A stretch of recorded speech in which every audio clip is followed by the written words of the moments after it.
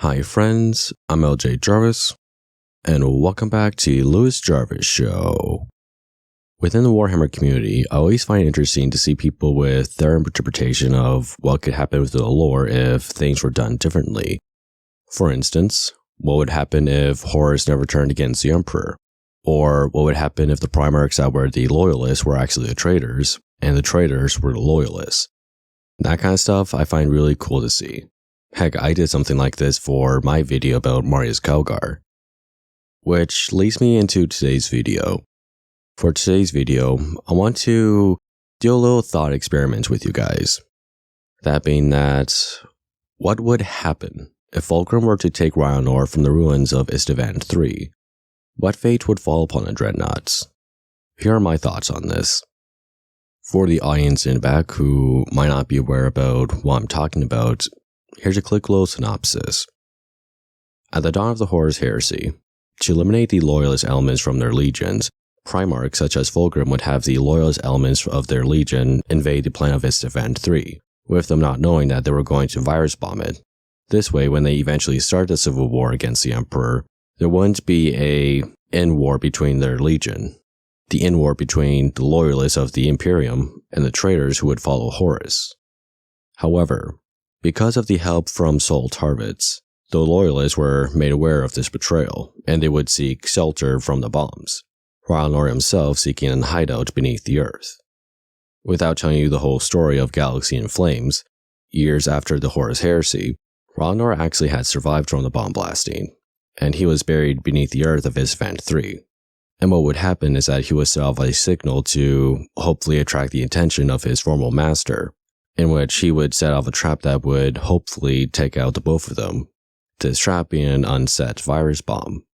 However, this would also attract the attention of the Thousand Suns, who would also make planetfall on the remains of Istvaan 3 to see exactly what this signal is.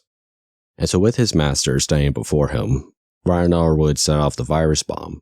However, this set bomb would be contained by the sorceress Thousand Suns, who were also there on the scene. Fulgrim would then strike down Rylanor and stand before his broken remains, offering him to rejoin his legion and be given new flesh, to stand before him as a god to his brothers. You can imagine what Rylanor's response was. All we have left between us is that we will die together. I am Rylanor of the Emperor's children, ancient of rights, venerable of the Palatine host, and proud servant of the Emperor of Man, beloved by all. I reject you, now and always. After Rylanor's defiance against his master, the Thousand Suns would realize how high and mighty Rylanor is compared to his Primarch, a Primarch who has fallen so low because of his pride, whereas Rylanor is more of worth to Fulgrim, someone who never turned against the Emperor, and someone who, despite being broken, would never sacrifice his freedom to a villainous god, someone that Fulgrim could never hope to be, and they would actually allow the bomb to be set off, destroying everyone within the scene. But Fulgrim would survive this explosion, and even though his body remained intact, he felt his pride was taken away, feeling as if something was taken from him. With that quick little synopsis out of the way, what would happen if things were to be done differently? What would happen if Fulgrim, again, were to take Rylanor from the ruins of Istvaan 3? Because the idea of giving Rylanor a new body is up to interpretation. But I have a few ideas about what could happen. Here's one of them. One of the things that could happen is that maybe Rylanor would be made into a help root, a sort of twisted mockery on the dreadnought image. Something that's like a torture machine on legs. Something that will drive a Space Marine insane. Something that warps his mind. Something that makes him deranged to be attached to. Because within this monstrous machine of flesh, the machine sort of tortures the victim, both mentally and physically. A fate that no Space Marine of Chaos would want to fall upon them. And so with this in mind, and with the context that Rylanor was a dreadnought, I think this would be a quote-unquote poetic torture on the character. Something to mock the image of Rylanor. To be nothing more than a mad dog. something that I think Fulgrim would take pleasure in. Now that's one of the fates that I have in mind. But another scenario that I have in mind is that, what if Fulgrim were to hire the services of his former chief apothecary? What would happen if Fulgrim were to hire the services of Fabius Bile? Someone to surgically give Rylanor a new body. Considering Bile's talents of creating these for sort of Frankenstein monsters, I wouldn't be surprised if he had the talents to surgically give Rylanor a physical body. But yet, considering his twisted mind and the methods that he would use, I imagine Rylanor's new flesh would be something twisted, something torturous that would physically give him pain for the rest of his life. Something that would make Rylanor a space marine once more, a proper space marine, someone that doesn't need the dreadnought sarcophagus, something that can physically walk, fight, and be of service alongside his brothers and his master, but something that is a torturous life to live. Something that would beg for death, but won't be able to off himself.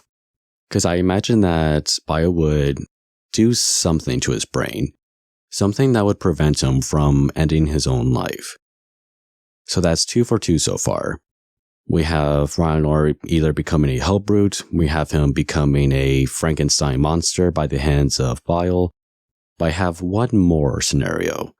One more quick little idea about what Fulgrim's interpretation could mean of giving Rylanor new flesh. I think Fulgrim will use the powers of his dark goddess to give Rylanor a new body, to use the powers of Slaanesh to physically warp him. Maybe something that is no longer a space marine, but yet in his mind, it's giving him a new body, but it's a body that is going to be shared with not only the tortured soul of Rylanor, but also a demon. 2 souls blend into one body. The body that would be controlled by the demon, yet Rylanor would be a screaming prisoner in his own body. Now, even though it's the demon taking control of this body, even though it's him taking control of this form, I think Fulgrim would, again, find satisfactory in which Rylanor is the screaming prisoner in his own walking flesh. Someone who would have to witness the atrocities that the demon would commit under the name of Slaanesh. I imagine this would be something that would drive Rylanor insane. Something that Fulgrim would take great satisfactory in. Now, like I've said before, these were but my scenarios. These were my ideas about what could happen if Fulgrim were to take Rylanor from the remains of Istvaan 3. And at the end, I would like to hear your ideas in the comments down below this video. What do you think of my ideas? What sort of fates you think would happen to Rylanor if he was to return to the Emperor's children? I would love to hear about them in the comments down below this video. With everything said and done, thank you all for watching, and I'll see you all again next week with a brand new video. Have a good day, everyone. And if you enjoyed this video and you would like to subscribe, then make sure to activate the bell notification button so you'll never miss an episode. And if you enjoyed this video, give it a thumbs up, consider subscribing, and I'll see you again soon. Have a good one.